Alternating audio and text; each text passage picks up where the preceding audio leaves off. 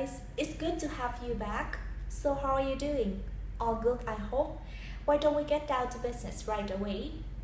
The time we have today shall be spent on learning about one of the simple but very effective techniques to answer question in part 3 of the IELTS Speaking test. It's called dividing answer.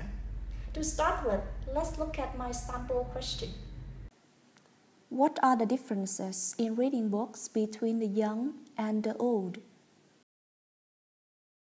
So we have a WH question starting with what? Now let's look at one of the possible answers here. I think it's the kinds of books that they read. Young people tend to read comic books or novels, while older people usually go for books which relate to education, finance, and investment. What did we do? We pointed out the difference in this case, the kinds of book they read, and we explained a little about it. This answer isn't bad. However, in part 3 of the IELTS Speaking test, the examiner expects your answer to be a little longer and deeply discussed. So let's see how I would answer this interesting question. I think young and old people are age difference is chalk and cheese regarding books. Basically, there are 3 main distinctions. First, the sorts of book they choose are rather different. Youngsters like comics and novels, while the elder would go for things like self-help books. Secondly, the place they pick to read isn't the same either. Young people always read on the move, whereas our senior citizens tend to read at home.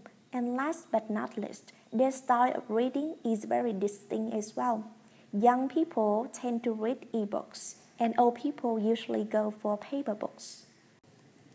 If you noticed, my answer looks somewhat like a mini talk. I have a general statement of which I rephrase the question by using my own vocabularies. I think young and old people are age difference is chalk and cheese regarding books.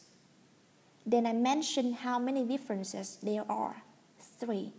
Basically, there are 3 main distinctions. Following that, I outlined the differences as well as analyzed them a bit.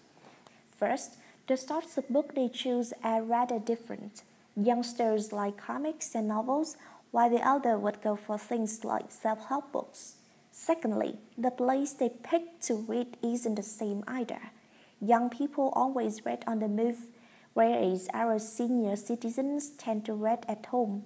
And last but not least, their style of reading is very distinct as well. Young people tend to read ebooks, and old people usually go for paper books. So what makes this answer better than the previous one? Now first, I paraphrased the question, and second, I outlined how many differences I was going to say. Finally, I used sequence phrases to make my answer easier to follow. So here a small tip for you. If you are not sure about how many ideas you could possibly provide, don't give an exact number. Instead, you could say some or few. In this case, you can say, basically, there are some main distinctions instead of 3 main distinctions. Alright, that's pretty much it. So now let me give you a summary in Vietnamese. Trong các câu hỏi ở phần 3 của bài thi nói IELTS, giám khảo kỳ vọng chúng ta đưa ra luận điểm, giải thích và trả lời. Và mặc dù có nhiều cách khác nhau để đưa ra một câu trả lời hoàn hảo, chia nhỏ là một trong những cách đơn giản và dễ hiểu. Các bạn hãy thử áp dụng phương pháp này vào câu trả lời của mình nhé.